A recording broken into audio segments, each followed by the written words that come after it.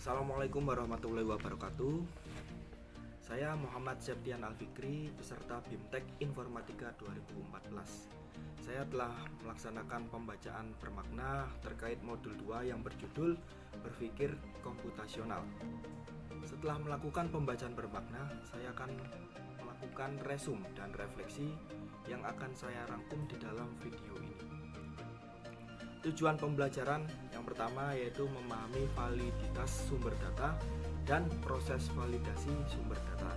Yang kedua, menerapkan berpikir komputasional dalam menyelesaikan persoalan yang mengandung himpunan data berstruktur kompleks dengan volume tidak kecil.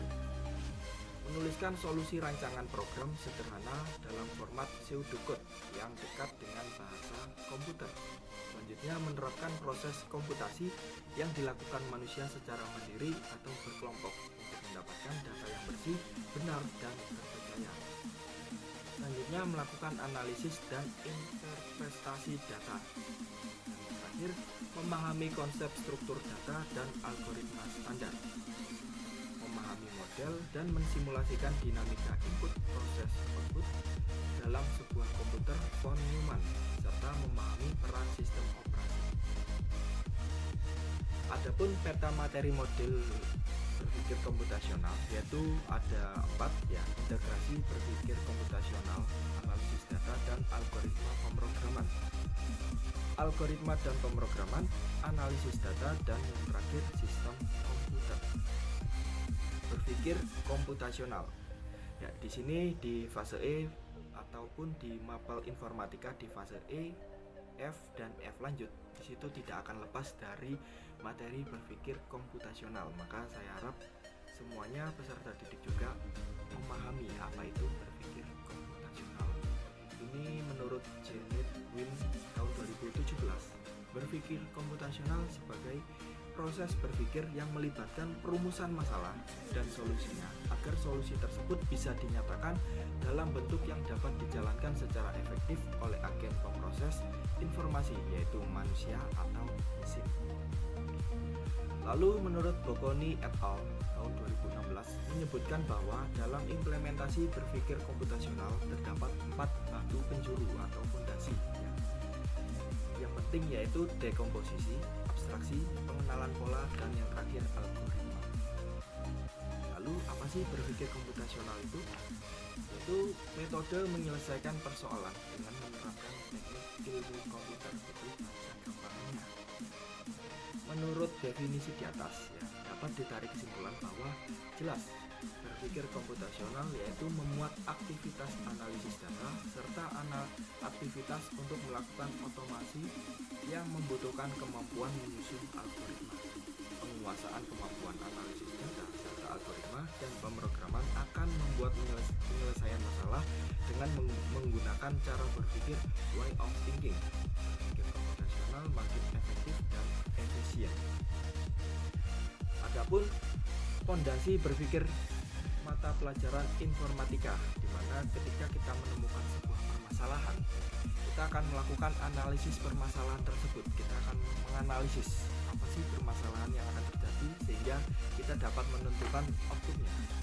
Nah, setelah analisis permasalahan diharapkan dapat menghasilkan sebuah deskripsi persoalan, di mana nanti deskripsi persoalan akan dilakukan analisis, ya, yang namanya analisis persoalan. Hasil dari analisis persoalan akan terdapat alternatif solusi. Nah, di sini akan ada pemilihan solusi. Jika solusinya bersifat deskriptif, maka dilakukan penulisan solusi. Jika solusinya bersifat instruksional, nah maka solusi tersebut dapat dieksekusi oleh manusia berupa algoritma dan juga dieksekusi oleh mesin berupa program komputer. Nah, yang terakhir, jika solusi tersebut berupa model komputasi, maka akan dilakukan simulasi model sehingga solusi tersebut dapat berjalan secara optimal. Lalu selanjutnya adapun struktur materi algoritma dan pemrograman. Struktur materi algoritma pemrograman dalam kurikulum Merdeka fase E, ya, pada mata pelajaran informatika diperkenalkan dasar-dasar dari pemrograman baik secara plug menggunakan komputer atau unplug tanpa menggunakan komputer. Perkakas yang digunakan juga adalah bahasa pemrograman tekstual yang dapat dipilih dengan kondisi-kondisi tertentu pada satuan pendidikan dan guru.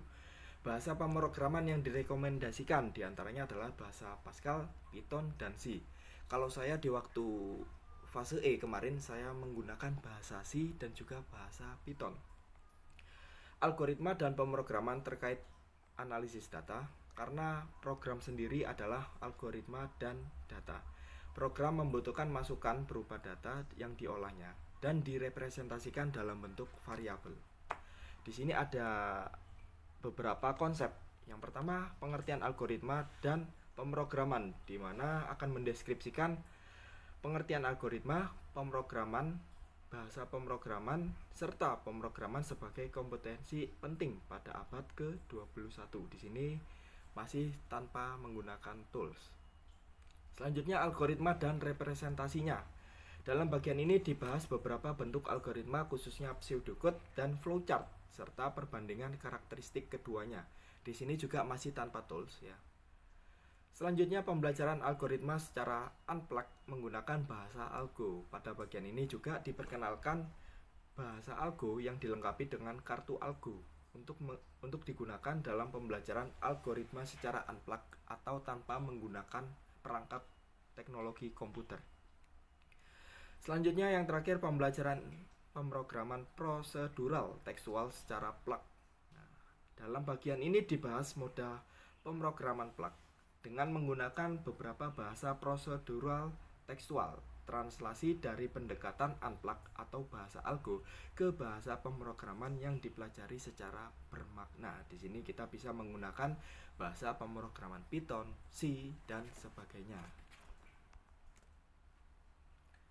Selanjutnya, analisis data.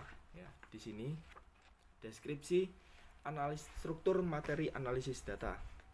Yang pertama adalah pengertian dan arti penting data, privasi data, keamanan data, dan serta analisis data, di mana terdapat beberapa deskripsi dari konsep tersebut, yaitu makna dan arti penting data, berbagai tipe dan format data, privasi data, keamanan data, dan makna arti penting analisis data. Yang kedua, validitas data dan validasi sumber data, makna dan arti penting validitas data, evaluasi kredibilitas sumber data. Selanjutnya, siklus hidup data, di mana terdapat deskripsi pengertian siklus pengolahan data dan tahapan dalam siklus pengolahan data yang mencakup pengumpulan, pengolahan, visualisasi, analisis, dan interpretasi, serta publikasi hasil pengolahan data. Dan yang terakhir, pengolahan data dengan perkakas pengolah data, di mana akan dilakukan pengenalan perkakas pengolahan data, penggunaan perkakas untuk melakukan pengolahan data. Selanjutnya, di sini ada sistem komputer, di mana sistem komputer mencakup dari pengertian sistem komputer, model komputer von Neumann, dan simulasi input, proses, dan output. Dan yang terakhir, bagaimana program prosedural dijalankan oleh sistem komputer. Dalam pengertian sistem komputer, adanya deskripsi ringkas, yaitu review sistem komputer, memahami komponen sistem komputer, dan memahami peran sistem operasi. Nah, yang kedua, dalam model komputer von Neumann, simulasi input, proses, output. Di situ ada deskripsi memahami bagaimana model komponen von Neumann dijalankan dalam sistem komputer dan memahami bagaimana proses kerja input, proses, output pada sistem komputer serta komponen hardware yang bekerja dalam prosesnya. Dan yang terakhir, bagaimana program prosedural dijalankan oleh sistem komputer, di mana akan memahami bagaimana proses program prosedural bekerja dalam sistem komputer serta melibatkan komponen-komponen arithmetic logic unit atau biasa kita kenal ada LAU dalam proses komputasi pada sistem komputer. Ketika komputer bekerja, komputer akan menerima data di dalam input. Ya, inputnya ini bisa berupa mouse, keyboard, dan sebagainya, dan akan diproses di dalam CPU. CPU ini akan diproses menggunakan primary memory dan juga secondary storage. dan akan menghasilkan output. Komputer sendiri ialah dari bahasa Inggris yang berarti compute, yang artinya menghitung. Kini komputer memiliki makna sebuah piranti elektronik yang dapat menerima data, masukan, input atau perintah, memproses atau proses data masukan tersebut, memproduksi keluaran atau output, dan menyimpan data dalam penyimpanan sekunder atau secondary storage. Komputer berkembang menjadi sistem komputer yang merupakan kombinasi dari perangkat keras dan perangkat lunak yang mampu melakukan pekerjaan tertentu. Perangkat keras hardware ialah komponen fisik dari komputer dan perangkat lunak ialah program yang berjalan di dalam perangkat keras tersebut. Lalu terakhir penutup, setelah melakukan pembacaan bermakna di dalam modul 2 ini, saya harap modul ini juga dapat memperkuat kompetensi pendidik mata pelajaran informatika, khususnya saya sendiri dalam keilmuan informatika dalam berpikir komputasional dan literasi digital serta pembelajaran informatika yang inklusif. Dan informatika sebagai mata pelajaran diberi amanat untuk membekali peserta agar dapat memecahkan masalah melalui berpikir kritis, logis, dan sistematis, di samping membekali kemampuan dasar pemrograman dan kecakapan digital baik di lingkungan sekolah maupun kehidupan sehari-hari. Oke, sekian dari saya. Assalamualaikum warahmatullahi wabarakatuh.